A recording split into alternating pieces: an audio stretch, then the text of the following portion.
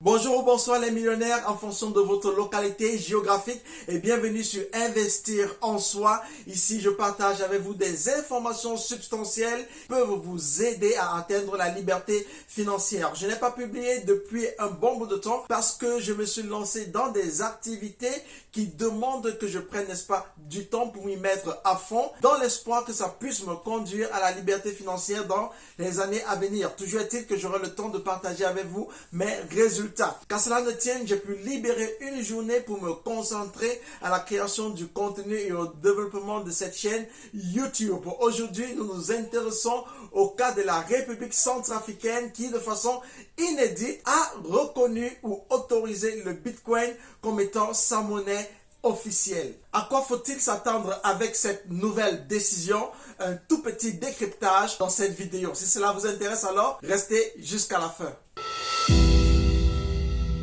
Avant d'entrer dans le vif du sujet, si vous êtes nouveau sur cette chaîne, alors je vous invite tout simplement à passer à deux petites actions qui ne vous coûtent rien du tout. Il s'agit de cliquer sur la cloche de notification et également de vous abonner. Ça nous fait toujours du bien de voir la chaîne grandir. Depuis quelques semaines déjà, il y avait des rumeurs qui laissaient croire que le Limocoin, une crypto-monnaie africaine qui trouve son origine au Cameroun, devrait devenir la monnaie légale ou du moins l'une des monnaies légales en République centrafricaine. Mais que non. Cependant, la rumeur est restée une rumeur, mais qu'à cela ne tienne, elle a au moins accouché de quelque chose de vrai, car la République centrafricaine, à travers son président, a décidé de reconnaître le Bitcoin comme étant une de ses monnaies officielles. Cela signifie qu'on pourra désormais en République centrafricaine utiliser le Bitcoin comme on le fait avec le franc CFA. Mais l'enjeu ici pour ma part se trouve au niveau du Limocoin. Nous savons très bien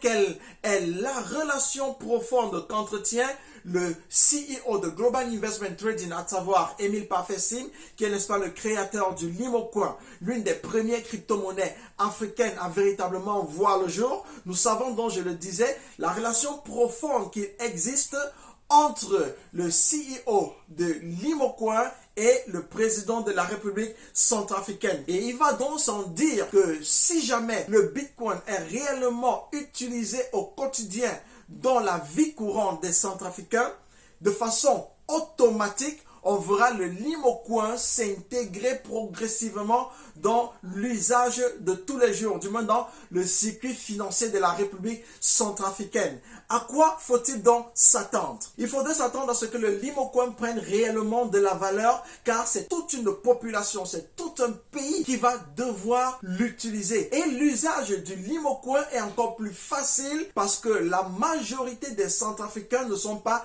bancarisés. Si je ne me trompe pas, au Cameroun, seulement 16% de la population est bancarisée, c'est-à-dire possède un compte bancaire. Or, le Cameroun, sur le point de vue économique, est assez avancé par rapport à la République centrafricaine, je veux dire en matière d'infrastructure. Il va donc sans dire que la République centrafricaine, les populations de la République centrafricaine, pour la majorité, ne possèdent pas un compte bancaire. Or, la beauté du Limocoin, la beauté de la crypto-monnaie, c'est que vous pouvez faire des transactions à travers un simple wallet électronique, à travers un simple porte-monnaie électronique. À quoi faut-il donc s'attendre? Il faudra s'attendre à ce que l'usage du Limocoin, qui est plus accessible que le Bitcoin en ce qui concerne sa valeur, va être une réalité. Et si l'usage du Limocoin est progressif et constant, il faudrait s'attendre à ce que le Limocoin puisse également prendre de la valeur. Alors la question que j'aimerais vous poser est, disposez-vous du Limocoin? Si vous ne disposez pas encore du Limocoin, c'est le moment d'en acheter en quantité énorme, car je le disais déjà dans une vidéo précédente où je parlais, n'est-ce pas, du Salvador qui avait adopté le Bitcoin comme étant sa monnaie légale. Malgré, n'est-ce pas, les réticences du Fonds monétaire international, le Salvador est resté ferme sur sa décision, continuer d'utiliser le Bitcoin. Et les résultats sont tout à fait positifs, extraordinaires. On peut le voir sur le tourisme, on peut également le voir sur la croissance du produit intérieur brut.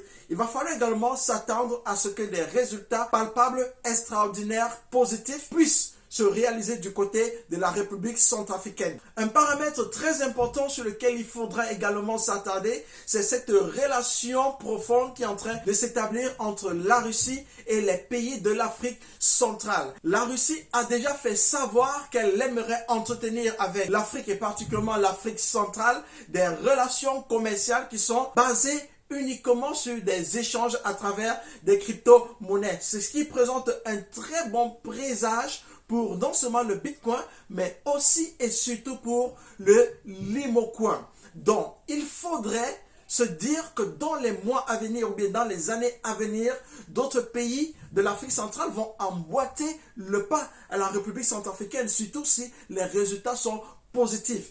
Et ce que moi je vous conseillerais donc de faire, c'est d'acheter des Limocoins en quantité énorme. C'était tout pour cette vidéo et si ça vous a plu, n'hésitez surtout pas à liker et également à laisser dans les commentaires vos impressions par rapport à cette prise de décision par le gouvernement centrafricain, l'usage du Bitcoin comme monnaie légale. Est-ce que d'autres pays africains vont emboîter le pas? Est-ce que le Fonds monétaire international va se lever contre cette décision?